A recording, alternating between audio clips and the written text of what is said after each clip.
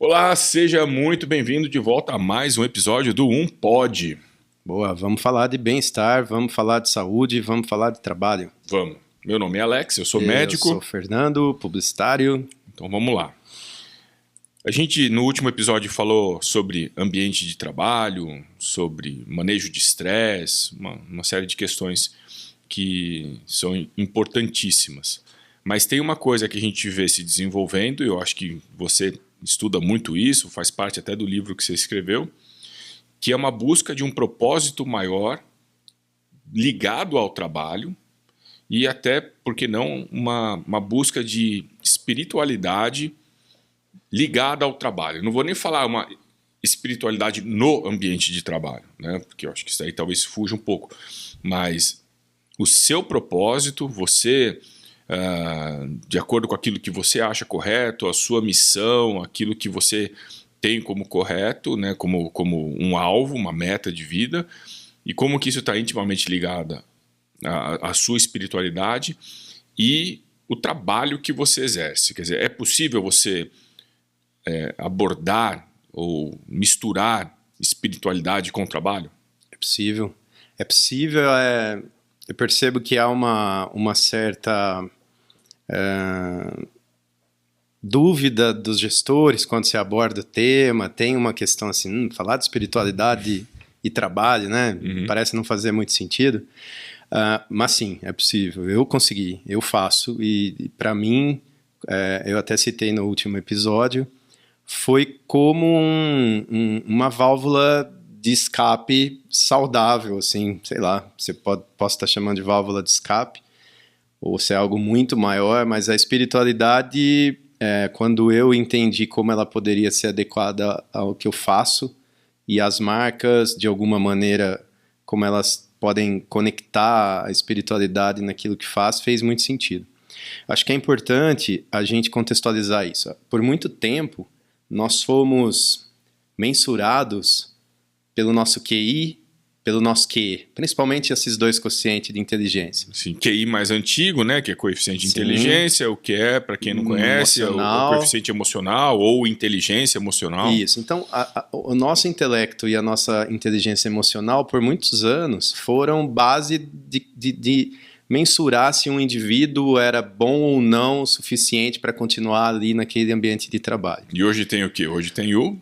Tem vários, na verdade, né? QS. É o QS. O QS é o quociente espiritual. Eu ia chegar nele. E acho que ele surge, né? Já tem alguns anos que alguns cientistas apresentaram o QS. Eles chamaram na época do ponto de Deus, né? No cérebro.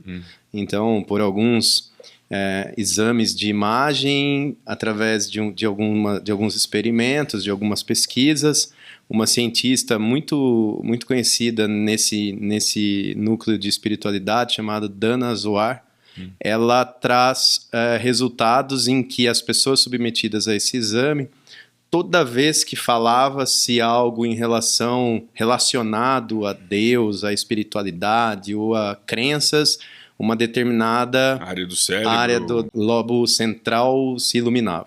Geralmente, né, nos estudos de neurociência e tal, o que o pessoal atribui é uma glândula, chama glândula pineal, né, que está muito relacionada com intuição, está muito relacionada com espiritualidade, nessa busca de algo maior.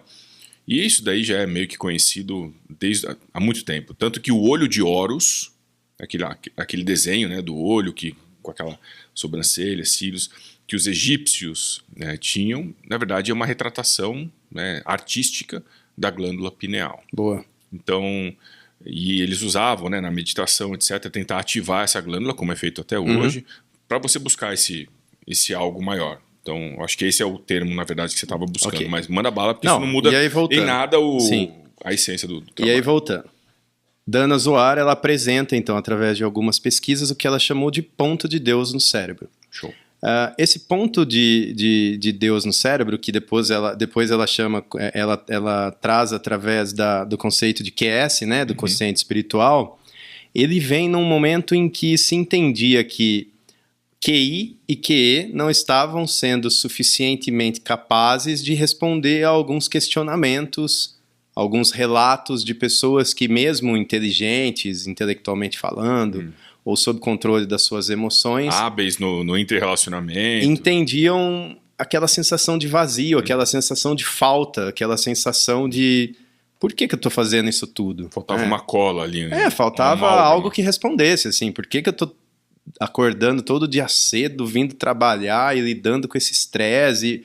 Qual que é o sentido? E aí vai, o sentido da vida, por que eu estou aqui? E aí surge toda aquela discussão que QI e QE não respondiam. Certo. E percebe-se que quando você traz QS como um quociente também de mensuração, uma inteligência, né, espiritual, você consegue mostrar através de cognição, de cognição que o propósito responde a muitos e quase todos esses questionamentos existenciais, principalmente, que ali se instauravam como dúvidas, como questionamentos. Então, o propósito vem nisso, né? Ele surge nesse movimento. E aí, óbvio, tem pessoas que trazem o tema propósito de maneiras equivocadas, sem nenhum embasamento, enfim, de maneira irresponsável, e a todo momento você vê esses coaches de internet, né, trazendo, eu sou o cara que vai te ensinar a lidar com um propósito para tua vida, para tua empresa, blá, blá, blá. E você percebe que isso está muito intrínseco à conexão, à intenção que você tem de estar ali. É algo como eu ser capaz de uma maneira simples, porque propósito não deve ser uma coisa complexa, né? As pessoas, quando falam qual é o seu propósito, começam a se questionar e buscam uma resposta que seja algo muito nobre, algo muito mais complexo do que de fato é o propósito, porque ele precisa ser uma intenção genuína que te move, que te sustenta, facilmente identificável, né? Que você identifica naquilo que você está fazendo e que aí você percebe ser possível se conectar com a marca em que você atua, né? Legal. Com a empresa que você trabalha. De maneira bem sintetizada, tá? O assunto. Claro. O propósito individual, quer dizer, como eu acabei de falar, é algo que a pessoa tem que trabalhar, né? Ela tem que entender o que ela quer, o que faz bem para ela, por que ela está ali, qual que é a missão. A empresa, CNPJ não tem espiritualidade. Sim. Né? Pode ter uma missão, pode ter um valor, pode ter seus valores, mas ela pode estar alinhada com aquilo que é o propósito do indivíduo que opta ou que está trabalhando lá. Você enxerga que esse alinhamento é algo que parte única e exclusivamente do colaborador para a empresa. Por exemplo, o meu propósito é trazer informações sobre saúde e ajudar as pessoas a viver melhor. Então, eu estaria em confronto direto com o meu propósito se eu fosse trabalhar numa empresa que fabrica cigarros. Eu não consigo trabalhar lá, não vai rolar. Né? Isso daí é fácil de perceber. Como que funciona o contrário? Você acha que a empresa, né, o mundo corporativo, tem como ajudar o indivíduo a trabalhar a espiritualidade, ou essa conexão é uma conexão de mão única? Porque a empresa em si, né, é aquele ditado, CNPJ não tem amor, né? Então, ou você acha que seria, se a empresa tentasse fazer isso, seria algo mais como uma manobra de marketing do que qualquer outra coisa? A empresa ela tem a sua razão social, ela nasce com uma razão social, então ela precisa existir para algo. Né? Teoricamente, ela tem um papel na sociedade que precisa, de alguma maneira, para gerar resultado, ser relevante. Nasce na empresa, inicialmente. É óbvio que a empresa ela existe independente dos colaboradores que não estavam ali quando ela se fundou. Né? Então, ela carrega, desde o início, uma intenção. A intenção nasce com ela. A intenção de fazer A, B ou C nasce na razão social dela.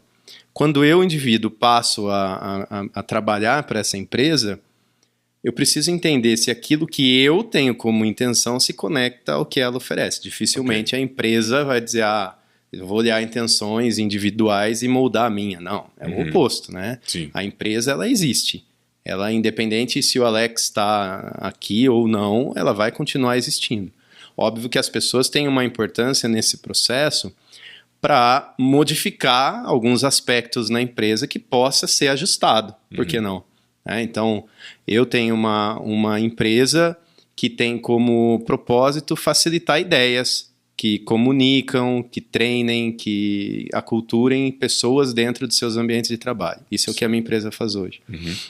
Quando uma pessoa passa a trabalhar com a gente, se dentro das intenções dela, não que necessariamente seja o propósito da vida dela, mas se couber no propósito dela, ela ser uma facilitadora de ideias e estar disponível para isso, para que ela possa, junto com a Alamo, treinar, comunicar, aculturar, deu match. É nesse momento em que você estabelece uma conexão entre pessoas e marcas através de propósito. E isso é uma questão que QS responde, assim. Porque quando a gente fala de propósito, quando a gente fala de intenções, isso não cabe na caixinha QI, não cabe na caixinha QE, mas ela cabe perfeitamente na caixinha QS. Porque eu estou falando de espiritualidade nos negócios, sim. E você vê da parte da empresa, no momento do recrutamento, um RH tentando explorar essa parte de match de QS? Não, com essa consciência não. Algumas já iniciaram, algumas conversas nesse sentido, de entender, você vê hoje muitos profissionais, consultores, levando o tema espiritualidade adiante seriamente, e isso dentro de uma abordagem integrativa, ela corrobora com todos os outros fatores que de alguma maneira favorecem o bem-estar ali, dão de encontro com felicidade organizacional, porque o tema felicidade organizacional, ele nada mais é, no final disso tudo, que eu estar bem onde eu estou, né? Eu me sentir bem onde eu estou. Eu me sinto bem quando onde eu estou se conecta com aquilo que eu acredito. Okay. Então, se percebe algumas empresas indo para esse movimento, mas é uma minoria, assim, absurda. Agora você vê que é muito comum, né? Você vê, às vezes, uma pessoa que não está plenamente realizada no trabalho, não tem, talvez, essa conexão, esse match, né, espiritual, o QS não está alinhado com o propósito da empresa, mas ela fica, por segurança financeira, etc. O quanto que você acha que o dinheiro acaba segurando, né? Ou ele é uma cola fraca? O que você acha? Eu não sei se o dinheiro, mas, né, a gente sabe que mesmo diante a gente se estabelece às vezes numa zona de conforto para lidar com aquilo que já é conhecido por nós, mesmo que aquilo não seja favorável. É muito mais fácil a gente lidar com a dor de algo conhecido do que buscar se aventurar ou melhorar uma situação em algo desconhecido. Um mal conhecido do que a gente lida muito fácil com os nossos traumas. Sim. Se a gente não tiver a coragem de dar um passo e buscar perlaborar qualquer tipo de angústia ou de algo que está tirando minha homeostase, seja em que nível for. Mas as pessoas, na minha opinião, Alex, elas estão hoje falando muito mais dessas aventuras e dessas buscas por aquilo que de fato fazem sentido para ela. Nunca se viu tanto transição de carreira, principalmente na geração mais nova, né? Na geração mais nova, mas muita gente também da geração X, né, que a gente chama, acho que é a que eu faço parte, buscando... acho que isso tudo que eu fiz, o que eu tenho feito, não me parece estar mais fazendo sentido para mim. E tá tudo certo. Tem um monte de empresa com culturas, com intenções que vão te favorecer nisso. E por que não buscar? Eu vejo isso como uma dificuldade para quem é mais velho, né? Eu tenho 50 anos. Lógico. Da minha geração para cima, é difícil você ver alguém que vai fazer uma transição de carreira... ou que vai, esse ambiente de trabalho não me faz tão bem, me paga bem, mas Sim. quer saber, eu vou abrir mão do dinheiro. Não, isso não acontece. Utopia, e a gente acha... E hoje em dia você vê isso acontecendo com muito mais facilidade e às vezes até uma certa irresponsabilidade, porque não tem, em alguns casos, sabe, parece que existe uma desistência precoce com qualquer tipo de Dificuldade, por mais simples que seja. Uma coisa às vezes boba, quer saber, eu não vou. Às vezes manda um zap para falar que não vai voltar, não tem. Sim. Isso é um negócio... É perturbador até. É perturbador. Para nós que somos empreendedores, assim, muito, é algo que desmotiva muito. O compromisso não está mais lá, né? E você depende na sua empresa de pessoas. Sim. Eu vejo isso com uma certa preocupação. Eu acho que não pode ser nem 8 nem 80. Você não pode ficar preso num trabalho que te faz mal só porque você tem uma segurança financeira ali, e isso está te custando a sua saúde, que nem a gente já falou em outro episódio. Ao mesmo tempo também, você não pode ser um descompromissado. Sim. Em que você simplesmente vai abrindo mão de tudo a hora que... não quero. Esse olhar que eu trago, esse tom que eu trago da possibilidade de uma transição de carreira, ou do reconhecimento de que aquilo que você faz não está fazendo tanto sentido, e que você tem essa possibilidade de dar um passo no desconhecido e tentar se conectar, para mim faz sentido em pessoas que têm resiliência e mesmo assim estão lidando com essa frustração. Uhum. Não com esse outro grupo que você acabou de citar, porque esse outro grupo muda de um emprego para o outro, como quem troca de roupa. Exato. E com zero responsabilidade. Não cresce pessoalmente e não ajuda as empresas a crescerem também. Sim, e Alex, isso a gente observa em todas as gerações. Uhum. Tá? Você tem uma visão... Sim. mais de uma maioria numa geração específica, mas você observa esse comportamento hoje. Tem. E aí, é que hoje está mais... É mais frequente isso, né? E eu acho que é decorrente do nosso estilo de vida, né? Onde tudo é automático, né? Onde tudo é imediatismo. Eu quero ter o prazer, eu quero ter o reconhecimento agora, eu não estou tendo os likes que eu preciso na empresa em que eu trabalho. Você tem aí fatores do nosso atual contexto que trazem influência direta para essas decisões ou para esses, sei lá, até fomentar possíveis angústias que não necessariamente são existentes ali, eles meio que forçam você a se sentir mal, né, cara? É um negócio muito louco, né? Você pode publicar uma coisa, você falou dos likes, eu lembrei da história de que você pode publicar alguma coisa que você está orgulhoso daquilo que você fez, né? Ou uma coisa legal, uma viagem, ou uma conquista sua, comprei um carro, seja lá o que for.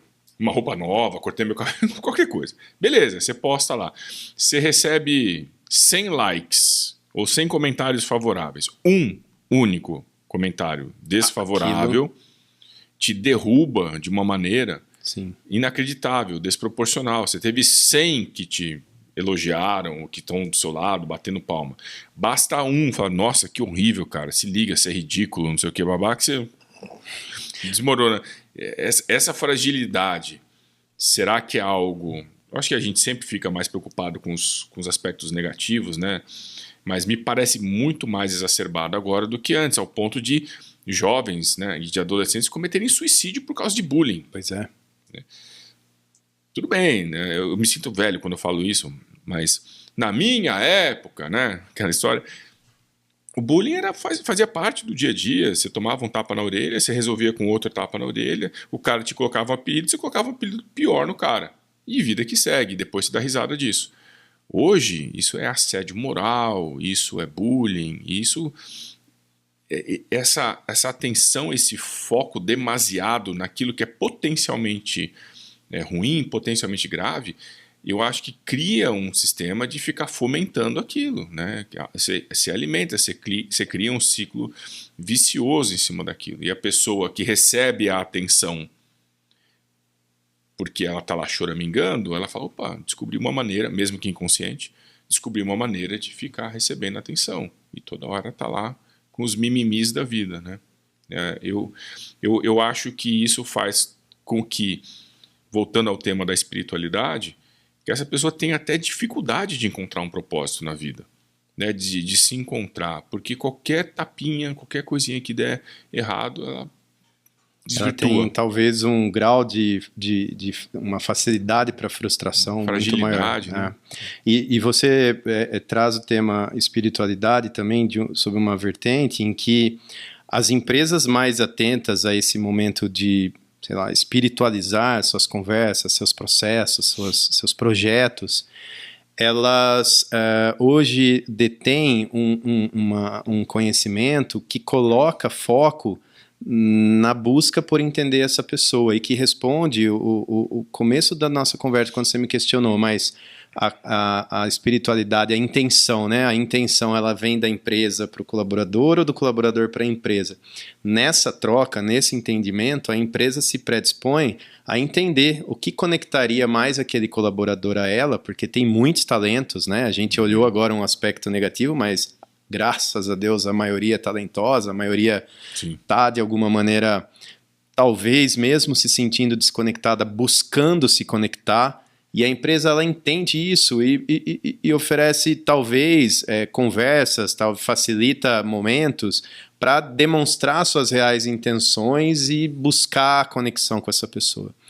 Então, a falta dessa transparência da empresa, no porquê eu existo e porquê você, pessoa, é importante para essa minha existência, falta na maioria das empresas. As que se destacam hoje são aquelas que têm reuniões não somente focadas em resultados, também focadas em resultados. A gente fala a todo momento, em todos os episódios, que uma empresa não existe sem resultado, não existe sem lucro, mas ela vai além dessa conversa e passa para um nível de conversa onde, além de racionalizar meus resultados, buscar as minhas metas e os meus interesses, eu entendo que aquela pessoa tem a sua complexidade conflituosa, que é a base da subjetividade humana, e tento entender aquilo e como driblar alguns possíveis desencontros de conexão para dizer, vem comigo. Então eu acho que esse é o espiritualizar. Eu acho que esse processo de busca de conexão, onde você olha para a peça que não está conectada e tenta reverter também para que faça sentido para ela sob um aspecto da minha intenção como empresa, que é o grande desafio. Mas é uma conversa... Eu vejo que isso acaba tendo que acontecer de pessoa para pessoa. Mesmo que uma pessoa seja o colaborador e a outra pessoa é o RH, um psicólogo, alguém que está lá. Porque, de novo, né, a empresa em si, o CNPJ, não vai conseguir fazer isso. Mas se a direção, que são pessoas, estão atentas a isso, elas podem designar alguém para ir lá e fazer esse mapeamento, tentar melhorar essa situação. Mas sempre tem que ser, né, de pessoa para pessoa. Sim. Você não vai conseguir fazer talvez no futuro, vai saber, um robô que faça isso, não sei, mas... Você tocou num ponto muito importante. Para esse tema escalar, você tem a liderança como uma intermediação entre a alta gestão e as pessoas. Um facilitador, né? Um fomentador. Fundamental. Não só para o tema espiritualidade, como para todos os outros, né? O líder, ele é o cara que de fato faz aquilo acontecer. Aquilo se perpetuar, aquilo ser lembrado, aquilo ser buscado. E com espiritualidade não é diferente. Eu acho que o líder conectado, o líder que entendeu o seu papel naquele ecossistema, visando um encontro com essas intenções, ele tem uma facilidade de trazer as outras pessoas, porque ela conhece na individualidade, né? Se tiver, obviamente, uma hierarquia, uma estrutura, os células, seja lá qual for o modelo de gestão que facilite a pessoa falar diretamente com as outras, porque às vezes você entra numa empresa, um líder para 80 liderados, ele não vai conseguir entrar, né, numa intimidade para de fato perceber essas talvez com o outro, né, mais próximo, mas se você tem um modelo adequado, onde um fala com 4, que fala com outros 4 e por aí, 4, 5, 6 pessoas, você consegue ir construindo essa teia, né, que de alguma maneira vai se desenhar para favorecer as intenções de ambos os lados. É um desafio, mas é um tema muito, muito abordado atualmente. Porque... Eu imagino também que não tem muitos casos práticos, né, em que você já tenha esse tipo de resultado mensurado. por conta da Parece ser algo muito ainda incipiente. Mas aí, né, quando a gente fala de espiritualidade, a gente está falando de coisas também que estão num sutil, numa intuição, numa percepção, que vai além de dados, né? Eu acho que se fosse resolvido com dados, talvez QI ainda fosse a inteligência capaz de lidar com aquilo. Mas eu imagino que indiretamente, como acontece com o coeficiente emocional, você consegue mensurar algum impacto, né? Ah, sim. Nem que seja, sim, agora entendi. Nem que seja um retorno subjetivo. Sim. Eu gosto de trabalhar aqui. Ou tá mais legal, tá mais leve o ambiente. Você comparar cenários, evolução de cenários, de pessoas. Eu imagino que o lance como a grande maioria das empresas nem está ciente de que existe um QS. Né? Aquelas poucas que já fazem isso, que tem isso aí, tem essa preocupação, talvez não tenham tido tempo hábil ainda de publicar algum resultado. Sim. Ou talvez até estejam executando, mas sem algo ainda mensurável, mesmo que indiretamente. Ou você já sabe de alguma coisa que... Tem alguns casos de empresas já trazendo percepções e resultados a partir de programas estruturados com QS, tendo ali como propulsora daquela situação ou daquela estratégia. São poucos ainda, existem. As pessoas do mundo corporativo estão muito acostumadas a buscar ferramentas, né, para executar determinadas estratégias, e com QS não é diferente. Quando eu comecei a falar disso, eu falei, legal, bacana, já entendi que não tem nada a ver com religião, porque num primeiro momento se confunde, começa a achar que você vai falar de religião e não tem nada a ver uma coisa com a outra. Mas aí eu falo, mas e na prática? Como que eu vou fazer? E aí no meu caso, eu acabei desenvolvendo um Canvas, né? Um Canva que você deve já ter passado por tem N modelos para desenvolvimento de várias estratégias, e eu acabei desenvolvendo um para espiritualidade. Então, tem momentos de introspecção para que depois eu busque discernimento naquilo que eu estou buscando, para buscar elementos de cooperação, enfim, tem um possível caminho que eu uso para, de maneira prática, colocar a espiritualidade num projeto, numa marca, numa campanha, no meu caso, né? Enfim, e até, por que não, na relação com as pessoas. Mas eu não vejo outras ferramentas práticas para que as pessoas acomodem suas dores e falem, vamos tentar agora com espiritualidade, né? Ou vamos tentar, de fato, trazer o QS para dentro da empresa. É isso que precisa ser fomentado. Porque você vê isso conhecendo com bons o mundo olhos, corporativo, sim, eu não vejo ruim não, porque é uma conversa nova, é uma conversa que as pessoas precisam de algumas ferramentas para colocar em prática, para facilitar o manejo dessa estratégia. Só que é também uma relação um pouco estranha, porque quando você fala de espiritualidade, não tem uma regra, não tem uma abordagem técnica. Ela tem a sua capacidade de fazer acontecer de maneira sutil, de maneira intuitiva, de maneira que foge à regra, como o mercado corporativo está muito mais acostumado. de uma pessoa que tem essa sensibilidade em nome da empresa, Pode ser. psicólogo, etc., que vai liderar isso daí. Mas mosca branca, né? Sim. Talvez o mercado tenha que estar mais atento a preparar ou tentar pensar essas pessoas para desenvolver esse aspecto. Tem um potencial grande pela frente, e outros assuntos que se conectam que a gente pode trazer nos próximos episódios aí do Unpod. Acho que como uma abordagem inicial, a gente entende espiritualidade também. Existem referências, existem livros e coisas de coeficiente espiritual já publicados para, de repente, quem está assistindo a gente quer buscar isso daí, se dá uma deixar googada na descrição lá. desse episódio aqui, mas vou deixar até um link para baixar o e-book que eu acabei fazendo aí com o tema. Acho que pode ser interessante para quem quiser saber mais a respeito. Vai se autopublicar-se a si mesmo. É isso aí. Parabéns. É para isso que a gente está aqui. Muito bom. Beleza? Show. Então, obrigado para você que acompanhou a gente nesse episódio. Até o próximo episódio do Unpod. Obrigado, um abraço para vocês. Valeu.